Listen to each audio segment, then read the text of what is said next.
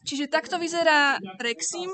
Táto žltá časť to je vizualizácia procesora. Naľavo hore máte pamäť inštrukcií, naľavo dole máte pamäť číselných údajov, či pamäť údajov. Takisto ste dostali aj používateľskú príručku k Reximu. Je tu vlastne celý tento program opísaný. Najdôležitejšia časť sú tieto inštrukcie a mikroinštrukcie. Je tu každá jedna opísaná, ako sa píše, čo robí a inštrukcia teda podrobnejšie tiež, čo robí. S týmto budete pracovať, odporúčam vám príručku si prejsť, môže sa stať, že som niečo nespomenula, alebo sú tam proste nejaké veci, ktoré vám pomôžu pri práci s Reximom. Tento program je interaktívny, viete si pozrieť, čo každá jedna časť robí tým, že kliknete na každú jednu z tých častí, je tu krátky opis. Ja vám ich teraz tiež po jednom opíšem. Čiže MBR, to je Memory Buffer Register, je to medzipamäť. Ukladajú sa do nej dočasne dáta, ktoré buď zapisujeme, alebo ktoré sme načítali.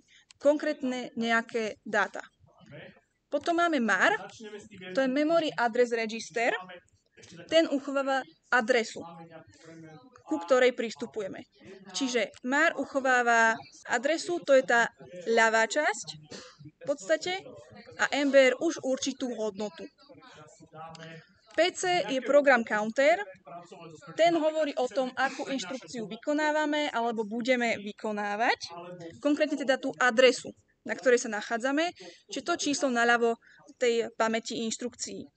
Toto číslo sa automaticky inkrementuje a robí to centrálna riadiaca jednotka. Vy to samozrejme viete ako keby prepísať. To si povieme tiež ako. ACC je akumulátor, ten spolupracuje s ALU, čo je aritmeticko-logická jednotka, vykonáva aritmetické a logické operácie a sem do ACC sa ukladá výsledok tejto operácie. Samozrejme zase iba dočasne. SR je status register, má 4 flagy, taký z tých dôležitejších je carry flag. Ten sa používa pri porovnávaní. Keď sa niečo rovná, carry flag sa zmení na jednotku, keď sa nerovná, je tam 0. IR, to je instruction register, ten uchováva aktuálnu inštrukciu, ktorú ideme teda vykonávať. Potom máme decoder. Decoder opäť ten samozrejme dekoduje inštrukciu, čiže zistí, o akú inštrukciu sa jedná, kam do pamäti pristupujeme a tak ďalej. A potom je tu centrálna riadiaca jednotka, čo je vlastne ten mozog procesora, riadi poradie mikroinštrukcií, spúšťa načítanie, dekodovanie a vykonanie inštrukcie. Ja si tu teraz načítam nejaký príklad. Každá inštrukcia je reprezentovaná binárne. Budeme to vidieť vlastne tuto v týchto hodnotách. Inštrukciu pridáme tak, že iba klikneme sem a vybereme si inštrukciu, ktorú tam chceme vložiť. Inštrukcia je teda zložená z jej binárnej reprezentácie, čo je tento tretí štvorček, čiže load je 000010. Taký add je napríklad samé nuly, or je 001001. Ten druhý štvorček je režim. Máme 3 režimy. Okamžitý, priamy a nepriamy. Okamžitý režim, keď máme add, načíta hodnotu, ktorá tam je, čiže to číslo priamo. Priamy režim načíta hodnotu, ktorá je na tej adrese. Nepriamy režim, to je taký pointer, čiže načíta hodnotu, ktorá je na adrese, na ktorú ukazuje tá adresa. Ukážeme si to. Čiže to vidíme v tomto druhom štvorčeku. Okamžitý režim je 0,0, priamy 0,1, nepriamy 1,0. A potom máme hodnotu. Čo chceme načítať, na ktorú adresu chceme pristupovať. Tá sa tiež prepíše do binárnej podoby. Avšak táto hodnota musí byť z tej pamäti údajov. Čiže naša pamäť údajov je od čísla 1000, ako môžeme tu vidieť. Preto keď som zadala hodnotu 5, a dáme priamy režim, tak napíše, že hodnota je mimo pamäte údajov. Pretože tá 5 ukazuje sem a to není v pamäti údajov. Preto keď sem dám už 1000, tak už je to v poriadku a tá 1000 sa nám tiež prehodila do tej binárnej podoby. Tu vidíme, ako ten režim je zapísaný. Prvá hodnota je okamžitý režim, čiže je tam to číslo.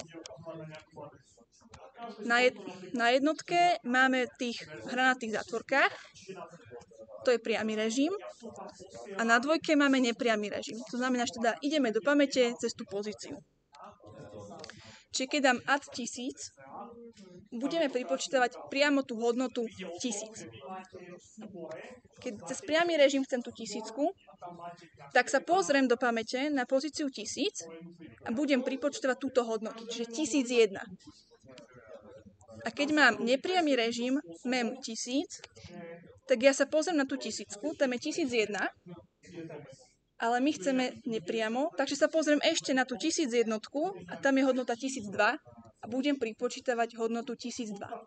V zadaní máte napísané, že chceme, aby vaša pamäť údajov bola od hodnoty 300. Vidíme, že tu máme hodnotu 1000, zmeníme to štýlom, že pôjdeme do pamäte, zmena veľkosti pamäte a zadáme sem 300. Vidíme teda, že moja pamäť údajov je od 300, to znamená, že pamäť inštrukcií končí hodnotou 299. Na tento počet riadkov sa musíte zmestiť s vašim kódom. Potom pozor na to. Ja som si teraz zmenila túto pamäť, teda veľkosť, a na 1000 som mala nejaké dáta.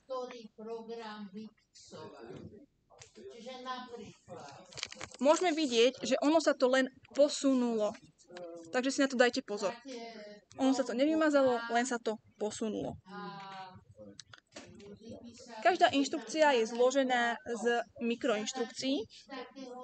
Tie mikroinštrukcie vidíte v tejto časti právo dole.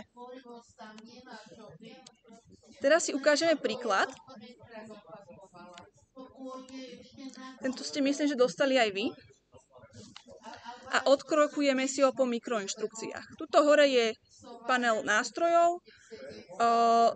Jeden z tých dôležitejších je teda textový editor kódu, k tomu si povieme dačo, nastavenie pamäti na stav na začiatku, rýchla simulácia, mikroinštrukcia, inštrukcia a ukončiť. Tieto budete určite používať. Takže ja som si sem dala teraz nejaký kód a ideme si ho odkrokovať. Čiže momentálne ako keby nemáme načítané nič, takže sa vykonajú mikroinštrukcie, ktoré má centrálna riadiaca jednotka. To sú tieto vpravo dolu. Čiže PCMAR znamená, že inštrukcia, na ktorú ukazuje program counter, čo je 0, čiže sme na prvom riadku, sa načíta do maru. Čiže vidíme, že sa to pohlo do maru. Readmem znamená, že budeme načítavať z pamäte to, čo je v mare, do MBR. Keď sa pozrieme na ten load, vidíme, že tieto binárne hodnoty sa zhodujú, takže máme načítanú našu prvú inštrukciu load. Ďalej máme MBR do IR, čiže uložíme si našu aktuálnu inštrukciu. Inkrementujeme ďalej program counter, že budeme chcieť sa pozrieť na ďalšiu inštrukciu, ktorá je v poradí. A dekodujeme inštrukciu, ktorú chceme vlastne vykonávať, ktorá je v tom IR.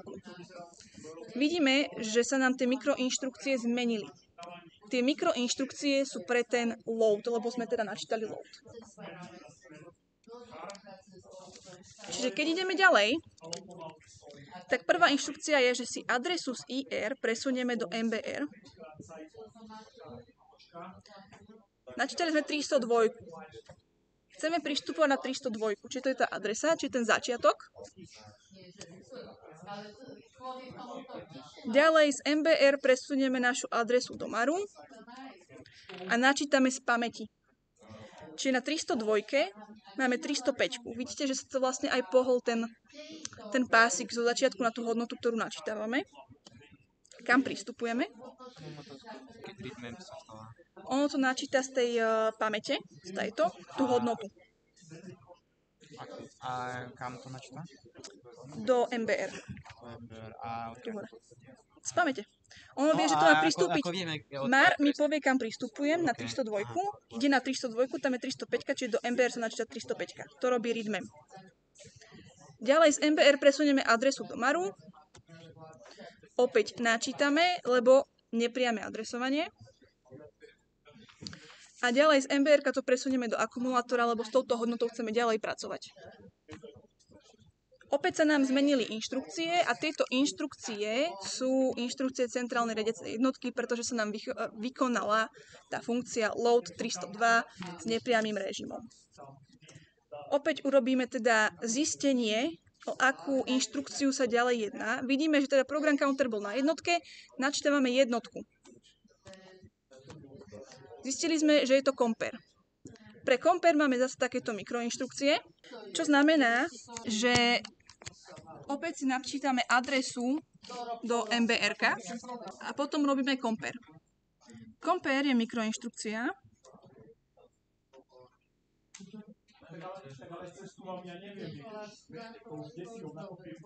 ktorá porovnáva hodnoty v registroch ACC a MBR.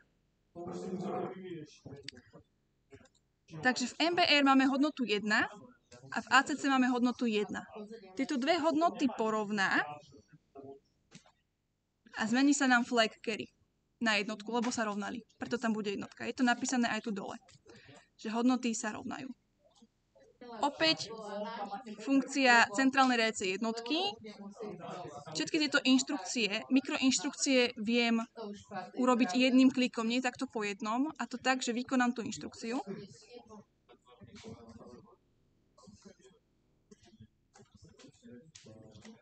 To som trošku predbehla.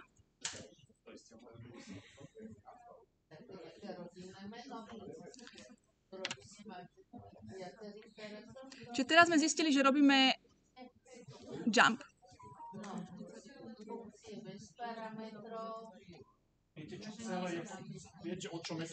JC je podmienený skok, ktorý sa pozerá na ten C bit, čiže na ten flag carry. Čiže keď flag carry je 1, vtedy skáčem na pozíciu 20. Čiže načítam si opäť adresu do MBR-ka, kam chcem skočiť. Test NBF je mikroinštrukcia, ktorá sa pozerá na ten carry flag. Hej. Máme tam tú jednotku, to znamená, že sa nám ten program counter zmení na tú 20. A opäť vykonal sa nám celá postupnosť mikroinštrukcií pre ten jump a opäť sa vykonajú mikroinštrukcie centrálnej riadiacej jednotky. Čo tu môžeme vidieť? Čo myslíte, čo je tá časť kódu 12.13? Dá sa to nejako pomenovať? Podprogram. Ja by som to nazvala ako funkcia. Áno. To znamená, že budete vytvárať takéto funkcie. Čiže urobíte si compare, skočíte niekam ďalej v tom programe a vykonáte ten podprogram. Čiže tu by sme, dajme tomu, že máme ten jump na 12, urobila by sa tu nejaký inkrement a skočili by sme opäť na začiatok. V tomto programe máte jednu funkciu, druhú funkciu, tretiu funkciu, štvrtú funkciu, piatú. Je úplne jedno, koľko týchto prázdnych riadkov medzi nimi je. Rexim vykonáva tie inštrukcie za radom, čiže keby tu nie sú tieto jumpy, tak urobí load, urobí compare, urobí ďalší compare, ďalší, a potom urobí halt. Na halte skončí, pretože halt povie, že ukončujem program. A ukončí sa program úspešne. Keby tam ten halt nebol, on by načítal prázdny riadok, vyskočilo by vám okno, že chýba pokus o načítanie prázdnej inštrukcie. Čiže to je tiež spôsob, ako ten program skončí. Čiže teraz som si načítala nejakú časť, dajme tomu, že zabudla som, že čo chcem to pustiť od začiatku. Pre istotu ja klikám ukončiť, simulácia skončila úspešne. Vrátim si pamäť na stav pred simuláciou, čiže v prípade, že by sme si ju prepísali, po stlačení tohto sa nám vráti na začiatok. Keď sa mi to nechce krokovať, lebo už tu, dajme tomu, poznám ten program, chcem vedieť iba výsledok, môžem stlačiť rýchlu simuláciu. Vidíme, že simulácia skončila úspešne, skončili sme na halte, načítali sme celú postupnosť. Vidíme, že sa nám tieto hodnoty zmenili. Pozor, rýchla simulácia vykonáva len určitý počet mikroinštrukcií. Ak máte váš kód veľmi dlhý, tak to môže skončiť v polke programu a vy si to nemusíte uvedomiť. Potrebujete ten pop-up, že to skončilo úspešne, a tým pádom môžete kliknúť viackrát tento button rýchla simulácia, alebo v simulácii na stav intervaly zvýšite počet mikroinštrukcií. Môže sa stať, že to stále nebude dosť, takže klikať rýchlu simuláciu, kým nevyskočí pop-up. Prípadne viete, aký tam máte ten výsledok. Taký tam má byť ten výsledok a vtedy viete, že to skončilo správne, ak máte ten pop-up aj. Ďalšia vec teda, ak nebudete robiť tie funkcie, za to budú minusové body. Taktiež, keď sa funkcie je super, lebo sa to opakuje dokola. Keďže to píšete bez tých funkcií, tak sa na tých 300 riadkov asi ani nezmestíte. Preto funkcie. Keď to bude bez medzer, to už nebudú funkcie. Bude to ťažšie čitateľné, ale tam je väčšia pravdepodobnosť, že sa ti môže vykonať tá prvá inštrukcia bez toho, aby si ju chcel vykonať, tú prvú inštrukciu tej funkcie. Vieš, že sa ti že kebyže tuto od riadku 3 mám funkciu, od riadku 4 mám funkciu, tak ja urobím toto, ale rovno urobím toto, ale ja som to urobiť nechcela, preto tam urobím tú medzeru, ale mal by tam byť aj skok na tú funkciu. Pre debug. Že ono ti zastaví a povie, že prázdna inštrukcia alebo niečo. Áno. Okay. To vieš, že proste si tam načítal a chýba ti tam buď skok alebo niečo. A ak budú chýbať tieto medzery a ono bude správne sa správať, to bude sa započítavať ako validný variant? Tak keď to bude dávať správne výsledky, je to v poriadku, len sa to bude horšie čítať. Áno. Iba to som musel vedieť, keď tie funkcie na ne skážete a máte ich za tým haltom, tak nemá ten program prečo ísť na tým. Áno, ale halt ukončí úplne celý program. Taktiež žiadny hardcode, lebo vy tam máte nejakú postupnosť, ktorú máte vykonať, alebo teda vy si určite nejakú, ale ja si môžem zadať nejakú inú. To znamená, že keď to bude fungovať iba pre tú vašu postupnosť, je to zle, preto to musíte urobiť univerzálne. Pre hoci ktorú tú funkciu, tú postupnosť, ktorú tam ja zadám, tak to má fungovať. Ďalej, ako som spomínala, budete robiť vlastné inštrukcie. Tie viete pridať následovným spôsobom. Inštrukcia vytvoriť. Vyberte si mikroinštrukcie, ktoré chcete urobiť. Môžete vybrať adresovací režim a dať si tam názov.